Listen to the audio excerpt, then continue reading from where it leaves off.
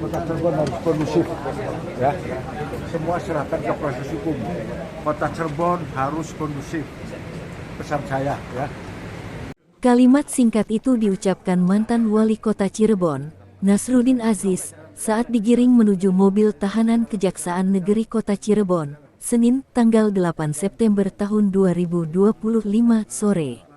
Dengan langkah tertahan, ia sempat menoleh ke arah awak media yang menyorotinya, lalu menyampaikan pesan singkat tersebut. Ya, semua serahkan ke proses hukum. Kota Cirebon harus kondusif. Pesan saya, ya. Pantauan tribun di lokasi, NA mengenakan baju tahanan merah bertuliskan Tahanan 28 Kejari Kota Cirebon di bagian punggungnya. Sesekali ia menunduk, sesekali pula melempar senyum tipis, sebelum akhirnya memasuki mobil tahanan yang sudah menunggunya di lobi kantor Kejari.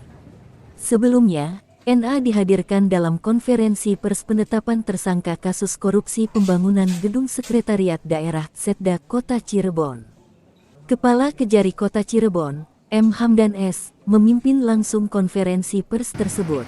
Bahwa pada hari ini, Senin tanggal 8 September tahun 2025, berdasarkan hasil pengembangan penyidikan dugaan tindak pidana korupsi pembangunan gedung sekta Kota Cirebon tahun anggaran 2016, 17, 18 pada Dinas Pekerjaan Umum dan Tata Ruang Kota Cirebon, dan setelah melakukan gelar perkara, tim penyidik dari Kejaksaan Negeri Kota Cirebon kembali menetapkan tersangka dengan inisial saudara NA selaku Wali Kota Cirebon periode tahun 2014 sampai dengan 2023 yang diduga melanggar pasal 2 ayat 1 junto pasal 18 Undang-Undang Nomor 31 tahun 1999 tentang pemberantasan tindak pidana korupsi sebagaimana diubah dan ditambah dengan Undang-Undang Nomor 20 tahun 2001 tentang perubahan atas Undang-Undang Nomor 3 tahun 1999 tentang pemberantasan tindak pidana korupsi Yuto pasal 55 ayat 1 ke 1 KUH pidana, dan berdasarkan surat perintah penyidikan Kepala Kejaksaan Negeri Kota Cirebon nomor PRI 08 /M.2.11 /MB.2 /09 2025 tanggal 8 September 2025 dan surat penetapan tersangka Kepala Kejaksaan Negeri Kota Cirebon nomor tab/M.2.11/MB.2 09 2025 tanggal 8 September 2025 bahwa tim penyidik Kejaksaan Negeri Kota Cirebon telah memperoleh 5 buah alat bukti yang cukup, yaitu keterangan para saksi, keterangan ahli, surat dan petunjuk berupa rekaman, bahwa peran dari tersangka NA adalah memerintahkan tim teknis kegiatan dan panitia penerima hasil pekerjaan untuk menandatangani berita acara penyerahan lapangan dan berita acara serah terima tanggal 19 November tahun 2018 yang menyatakan pekerjaan telah selesai 100%. Meskipun sampai dengan Desember tahun 2018 pekerjaan tersebut belum selesai, bahwa untuk tersangka NA akan dilakukan penahanan di rumah tahanan kelas 1 Cirebon selama 20 hari ke depan. Akibat perbuatan para tersangka, kenapa para tersangka kan ada kesalahpahaman ya, dan kalau salah minggu lalu atau 2 minggu lalu telah kita tetapkan juga sebagai tersangka. Negara dirugikan 26.520.054.000 rupiah berdasarkan hasil audit dari BPKN. Kasus dugaan korupsi pembangunan gedung Setda Kota Cirebon sejatinya sudah lama menjadi sorotan. Dari pagu anggaran 86 miliar rupiah, Badan Pemeriksa Keuangan menemukan kerugian negara mencapai 26 miliar rupiah.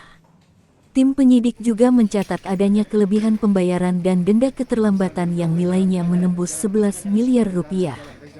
Sebelumnya, pada Rabu tanggal 27 Agustus tahun 2025, Kejari sudah menetapkan 6 tersangka lain, terdiri dari 1 kepala dinas, 2 pensiunan ASN, serta 3 pihak kontraktor. Mereka ialah PH, BR, IW, HM, AS, serta FR. Berdasarkan penghitungan tim Politeknik Negeri Bandung, kualitas dan kuantitas bangunan tidak sesuai kontrak. Akibatnya timbul kerugian keuangan negara sebesar 26,5 miliar rupiah, jelas Ferry, Kasih Pidana Khusus Kejari Kota Cirebon. Dalam konferensi pers, 6 tersangka terdahulu juga dihadirkan, semuanya mengenakan pakaian tahanan merah. Mereka hanya menunduk, sementara uang sitaan senilai 788 juta rupiah dipajang di meja depan, menjadi bukti konkret kerugian negara yang berhasil diamankan. Hamdan menegaskan, proses hukum akan terus bergulir dan pihaknya tidak akan berhenti pada 7 tersangka ini saja. Sampai hari ini kita sedang mendalami tentang menerima hasilnya, tapi kan di situ ada peran masing-masingnya sehingga terjadinya tindak pidana korupsi tersebut seperti yang disampaikan tadi, memerintahkan untuk menandatangani, padahal kan kalau tidak ada penandatangan itu kan tidak mungkin ada pencairan anggaran seperti itu. Tapi Ancaman hukumannya maksimal 20 tahun. Oke, cukup ya. Dari yang Udah. kemarin 4 ya Pak, yang tim Banggar kena nggak Pak? Gini, insya Allah sesuai yang disampaikan sama teman-teman di beberapa Waktu lalu. sebulan yang lalu. Jadi siapapun yang terlibat di dalam perkara dugaan korupsi yang sedang kita tangani, insya Allah harus ikut bertanggung jawab. Artinya masih kemungkinan ada tersangka lain Pak ya? Apa gimana Pak? Harapan saya para tersangka berani buka-buka. Nah, 4 anggota dewan itu akan dipanggil lagi atau bagaimana Pak? Insya Allah kita lihat nanti dari ini kan masih lanjut ya pengembangannya. Kalau memang ada indikasi dan alat bukti yang saya bilang harus ikut bertanggung jawab siapapun.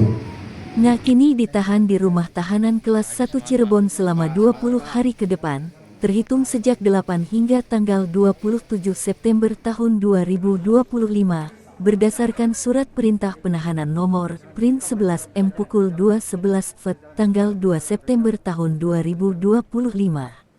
Gedung Setda yang sejatinya diharapkan menjadi simbol pelayanan publik di kota Cirebon kini justru berubah menjadi simbol peliknya persoalan hukum dan dugaan korupsi yang menyeret pejabat hingga kontraktor pelaksana.